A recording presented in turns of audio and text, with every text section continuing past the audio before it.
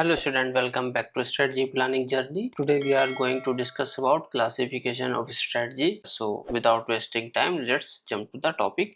अब हम बात कर लेते हैं आपको ग्लोबल लेवल स्ट्रेटजी। इसका तो नाम से ही क्लियर है कि जब आप ग्लोबल बिजनेस को ले जाना चाहते हो तो आपको ग्लोबल लेवल स्ट्रेटजी अपनानी पड़ती है। How do we compete globally, तो ग्लोबल आप लेके जाते हो तो आपको बहुत सारा इशू भी होता है और बहुत सारे फैक्टर आपको ध्यान देने होते हैं। ठीक है, जैसे जिस कंट्री में आप जा रहे हो उसका कल्चर क्या है, उसकी पॉलिटिकल स्टेबिलिटी क्या है, वहाँ पर कौन है रूलिंग पार्टी, और फिर जो दूसरी पार्टी है जो नेक्स्ट में कभी भी वो रूलिंग पार्टी बन सकती है, तो वो पार्टी का क्या स्टैंड है, क्या माइंडसेट है, क्या साइकोलॉजी है उनकी, वो कौन सा थॉट प्रोसेस रखते हैं, तो उससे आपके बिजनेस पे इफेक्ट पड़ेगा कि नहीं। जैसे कि अब आप एक पर्टिकुलर रीजन ले लो जहाँ पे थोड़ा लोग ये सोचते हैं कि फैक्ट्री नहीं लगाना चाहिए क्योंकि उससे पॉल्यूशन होता है, केमिकल का यूज होता है, तो आसपास के एरिया को इफेक्ट होता है। ठीक है, तो उस कंट्री में आप बिजनेस करने जाओगे और आपको फैक्ट्री लगाना है और ये थॉट वाली अगर पॉलिटिकल पार्टी अगर पावर में आ गई तो आपका बिजनेस खत्म। वहाँ पे बहुत सारे इशू आपको होने लगेंगे। अगर आप ऐसी कंट्री में जाते हो जहाँ पे आप फैक्ट्री लगाते हो और उनका जो रूल रेगुलेशन है जो भी है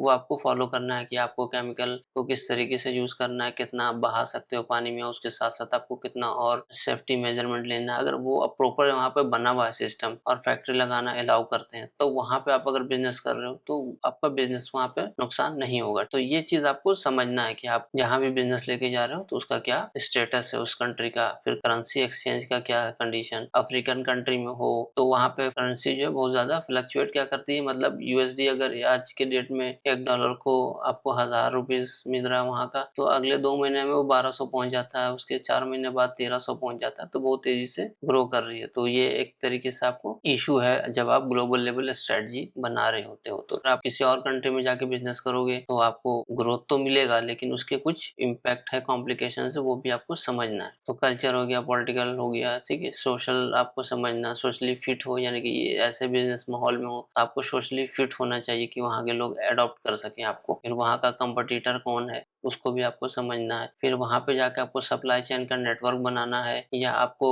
इन लोग के साथ मर्जर एक्विजिशन कर लेना चाहिए, ताकि आपको ये सारा स्टडी करके और पूरा स्क्रैच से बिजनेस क्रिएट करने की जरूरत नहीं पड़ेगी। ये ऑलरेडी वहाँ पे स्ट्रगलिंग बिजनेस है या स्टेबल बिजनेस है जो भी, अगर वो आपके साथ मर्जर कर लेता है तो इससे विन विन सिचुएशन है, क्योंकि आपको इन सारे काम के बारे में सोचना नहीं है, ये लोग मैनेज कर लेंगे उस चीज को। सिर्फ आपको स्टैंडर्डाइज प्रोसेस सेटअप जो है वो आपको वहाँ पे स्टेब्लिश करना है। जैसे कि मैकडी टाइप का आपका फूड चैन है या आपका कोई और ऐसा चैन है जिसमें आपका सारा प्रोसेस सेटअप और पॉलिसी सब रेडी है, बस आपको कॉपी पेस्ट करना है और उस रीजन के हिसाब से थोड़ा बहुत चेंजेस करना है। तो आप उस कंट्री में वहां पर डील कर लोगे तो आपको आसानी से सारा काम हो जाएगा। तो ये था ग्लोबल स्ट्रेटजी के बारे में। अब हम थोड़ा सा बात कर लेते हैं स्ट्रेटजिक अप्रोच के बारे में। जैसे कि global strategy same product everywhere, Coca Cola जैसे मैंने बोला था आपको कि सेम ही प्रोडक्ट जो वो हर कंट्री में सेम ही रहेगा, थोड़ा बहुत उसके फीचर उसके टेस्ट चेंज करेंगे वो बेस्ड ऑन लोकल एरिया के हिसाब से। उसके बाद लोकलाइजेशन स्ट्रेटजी, इसमें क्या होता है लोकल नीड के अकॉर्डिंग चेंज करता है, ये भी मैंने डिस्कस कर लिया। ट्रांसनेशनल स्ट्रेटजी, ये एक न्यू स्ट्रेटजी है। इसमें क्या करते हैं हम, इसमें हम स्टैंडर्डाइज भी करते हैं प्रोसेस को, साथ के साथ हम लोकलाइजेशन करते हैं, दोनों कर लेते हैं। तो जैसे कोका कोला का ही एग्जांपल ले लो, सुटेबल रहेगा। तो कोका कोला का जो प्रोसेस है कोका कोला बनाने का या मैकडी का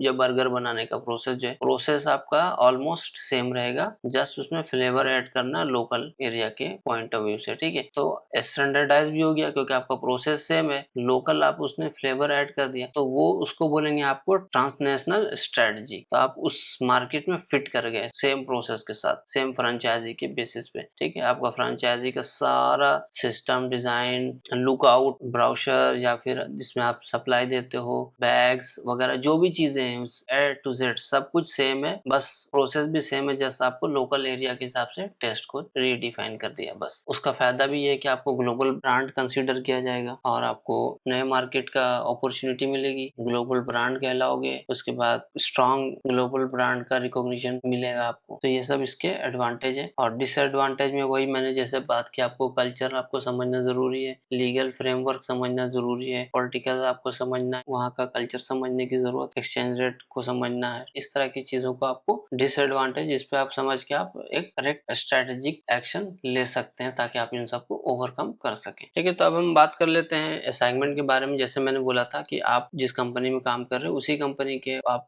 मैनेजमेंट को समझो और उसको क्लासिफाई करो, उनकी स्ट्रेटजी को corporate level, business level, global level और फंक्शनल लेवल। और इस पे आप एक नोट बना सकते हो कि कॉर्पोरेट लेवल स्ट्रेटजी में उस कंपनी का क्या इंडस्ट्री का स्कोप है, वो क्या मर्जर एक्विजिशन कर रहे हैं, डाइवर्सिफिकेशन कर रहे हैं। जब आप इसको नोट डाउन करोगे आपको बहुत सारे और भी आइडियाज आएंगे। तो उस हिसाब से आप अपने माइंडसेट को और स्ट्रेटजी को, जब आप उस लेवल पे काम करोगे उस कंपनी में, तो आप क्या इम्प्लीमेंट करोगे वो सब आप सोचो। उससे क्या होता है कि आपका माइंडसेट ग्रो करता है। आप अगर जब एक्चुअली उस पोजीशन पे जाके बैठोगे डायरेक्टर पे या वीपी पोस्ट पे, तो आपका बैकएंड में जो माइंड है आपका, जो 96% होता है, उसको पता रहेगा कि आप ये काम कर सकते हो। एक्चुअल जो माइंड से सोचते हैं और जो फील करते हैं उसको पता चलेगा कि हाँ, हमने इसको पहले भी सोचा हुआ है। तो माइंड को तो पता नहीं ना कि क्या सच है क्या झूठ है। माइंड को तो ये समझ में आता है आपने सोचा है, आपने प्लान किया है, तो आपने किया है। उसको नहीं पता चलता ये चीज़ें कि क्या एक्चुअल में हुआ है क्या नहीं हुआ। जो आप फीड करोगे वही उसको समझ आएगा। तो आप अपने साइकोलॉजिकली जब आप उस लेवल पे जाके सोचोगे, उस पोस्ट पे जब पहुंचोगे, तो आप इजीली हैंडल करोगे, आप वहाँ पे घबराओगे नहीं। तो इसलिए जो भी यहाँ पर आपको असाइनमेंट दे रहा हूँ, जो भी मैं पढ़ा रहा हूँ, उस पर आप खुद भी सोचो और उसको और रिफाइन करने की कोशिश करो अपने माइंडसेट में। I hope it is